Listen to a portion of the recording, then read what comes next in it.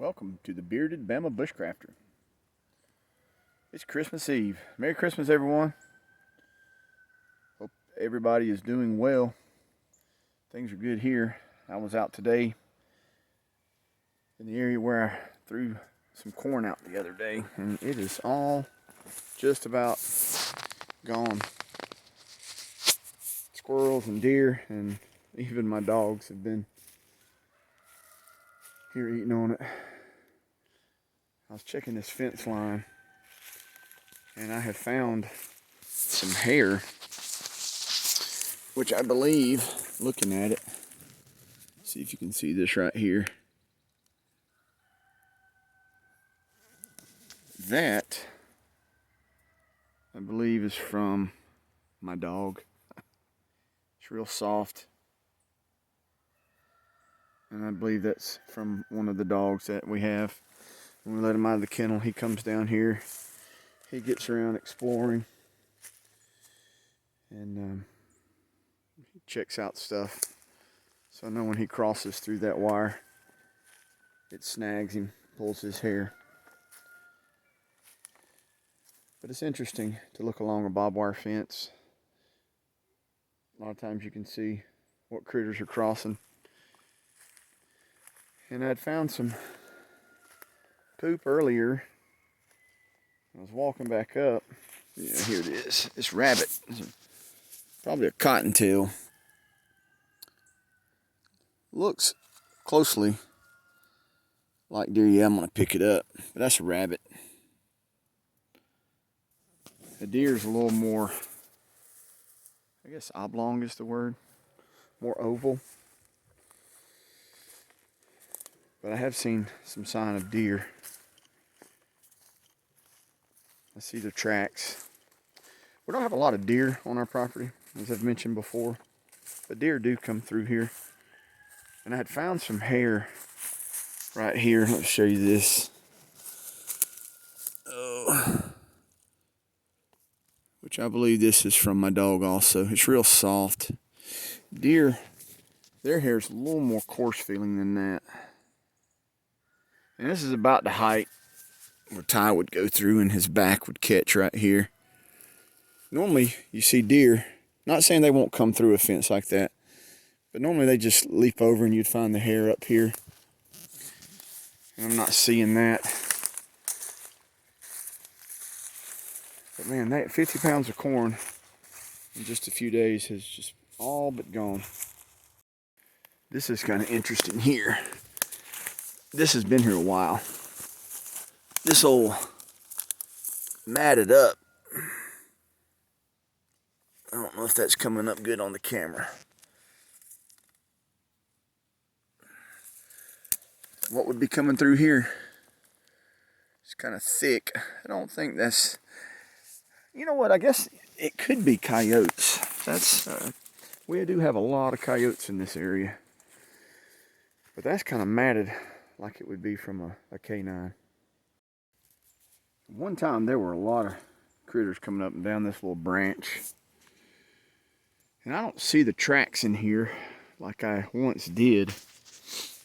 However, there's an interesting track here.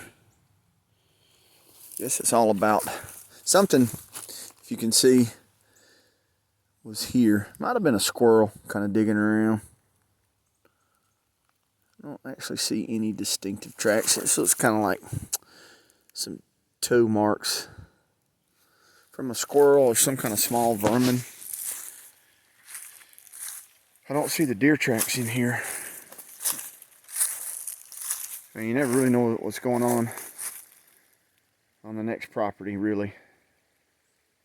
But a deer will come through right here. I've seen them down in here, I've heard them. And I've seen their tracks. But here lately, haven't been seeing much of their sign. Kind of makes me a bit sad. Well, I got to looking around, and let's share that. This is actually, I'm gonna move this leaf. That's a good deer track right there. See, this is the front. Here's the back. Man, that's Probably a big nanny doe. It could be a buck. Come walking. Went right through there. That's it right there. Yeah. Good 3 to 4 inches. And that one came, probably was up at the corn. And walked right down through this way. It's like a good area for them to kind of move through here. I like it, finding deer tracks. That's a cool thing. This is something that I find interesting. I'm kneeling down here. But let me show you something. Just kind of show you. This is pretty much normal flow of this little branch. But check this out right here. This is a sign of how high the water has been. So that's up. That would be definitely knee to thigh deep as I stand up. So we get a lot of flash flooding in here sometimes. Let me check something out over here. Whenever I can, I always remove trash from this area. It's washed down from the road. People throw stuff out. Little Powerade bottle. I don't know what's in it. Ugh. I could never really go too far. And my kids get to looking for me. Gotta hide. Here's something interesting. This is all up and down. Oh, hold on a second. Let me get a grip. I believe this is heartwood. Oh man, it's stuck in that bank. There we go. I'm gonna check this out.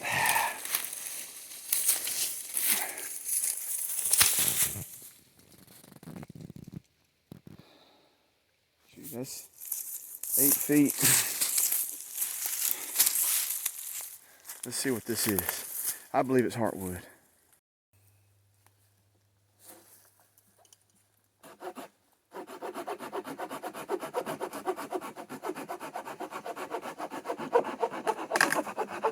Oh yeah.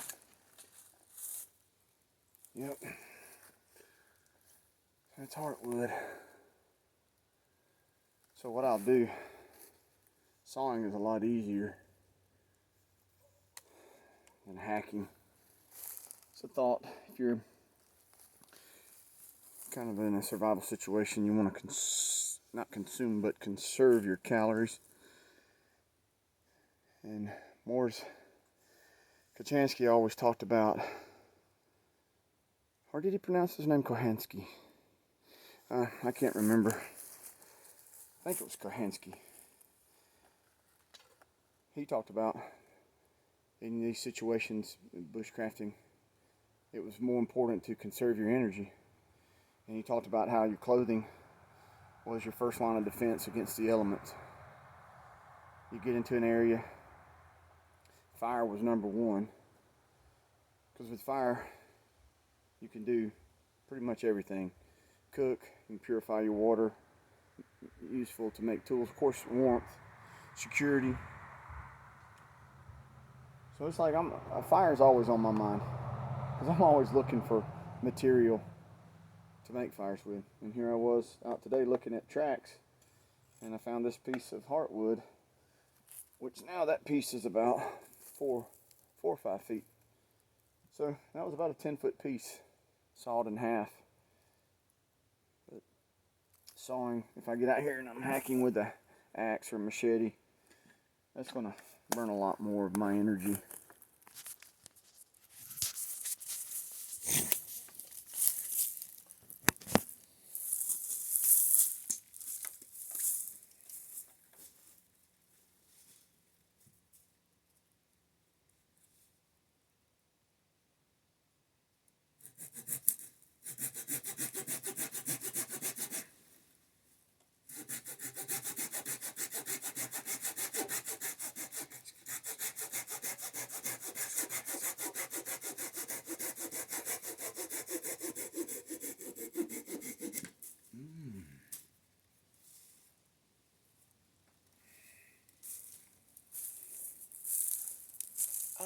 Seen better days.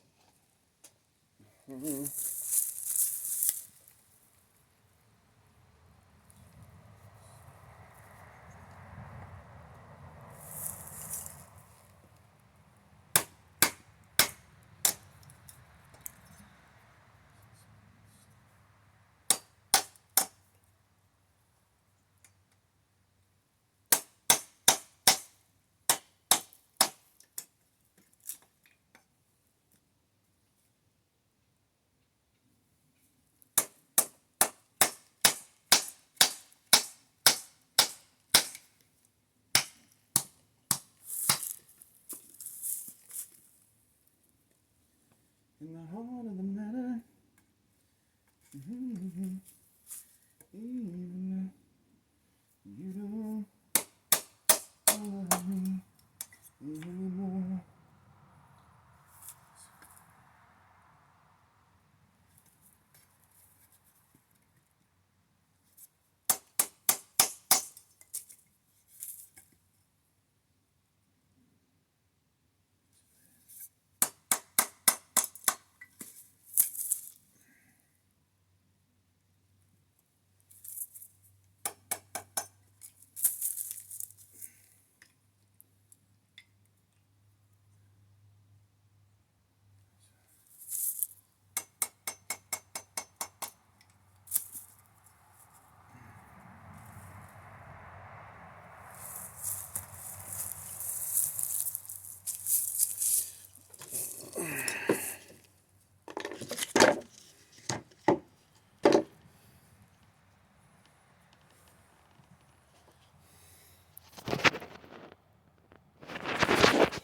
Well, I forgot to pause the camera, so it was going on while I was doing some work there. Process that heartwood down. You can kind of see this is actually the more potent stuff. This is from a different piece, but you can see it here versus how this has been in a creek. It'll burn and it'll light. See, this is your better stuff right there. I wanted to show off a knife inspired by the Kukli bushcrafter. I ordered this knife from Finland. It's the Erapuu. I'm pretty sure I'm butchering that word. But this knife is cool. It's almost like a machete.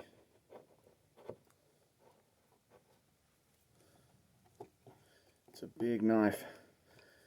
One thing I don't like about this knife is how far the edge comes down to right here at the handle.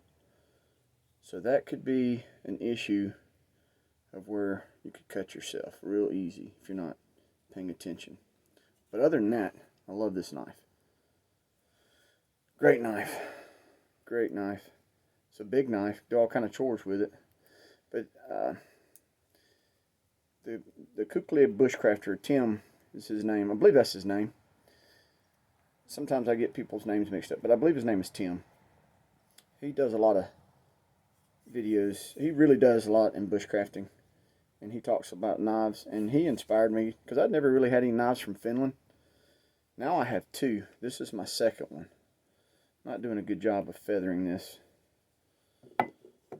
Check that out.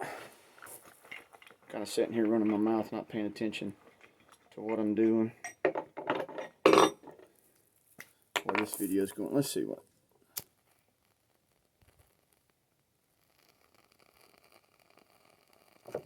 Yeah. See, that stuff lights pretty good. I've also learned it's better to process your stuff down to smaller material. And almost kind of like matches, you know. When you have real thick stuff, it's harder to light. When you process it down to your more smaller pieces, and you get your bundle going. This is some of that now I just found in the creek, so y'all don't laugh too hard. It lights pretty good. Just pulled that out of the creek. Heartwood. knife. Look at this thing. Man, this knife was under 80 bucks. It is razor sharp. It's about 9 inches long overall. Beautiful knife. Guess early Christmas present for me. They had those knives on the. I cannot think of the website. I'll have to get back with you on that, or I'll place it in the comments. Whatever the section is. My mind's going blank here for some reason. I think it's for lack of sleep. It's been busy here the last few days. Kids have been getting real excited about Christmas. It seemed like it was about 2 or 3 o'clock this morning. My children were still up. And it was like, keep getting woken up. But anyway, just make a quick video. This video's kind of gone on to almost 20 minutes here. So we got some dead air there, me working, processing that. I guess it would have been better if I'd had the camera pointed towards what I was doing. But I had paused it to lay it down. Because sometimes sitting here doing things and it kind of may be boring for those who are viewing. Or I don't know, maybe you would enjoy seeing it. Well, anyway, guys, I'm going to end here. Merry Christmas to all. And I just hope everyone is blessed and good things are happening for you. And if you happen to be in those places where things aren't going so well, let me just encourage you to hang on, because I believe eventually you're going to get through it. I know we've had an endearing year. I'll have to say that. We've had a lot of things taking place, loss of loved ones, just a lot of financial expenses, unexpected things going on like that. And it's been kind of a difficult time, the sickness with my mom and myself that we experienced over the summertime. Very thankful that we both pulled through, got on the better side of that. Looking forward to a new year. Hopefully it's going to be a better year and a more glorious year. But definitely time will tell. Appreciate everybody. Thank you for tagging along and following with me on these adventures. Go and hit that like button. I'll see you later, guys. Y'all take care.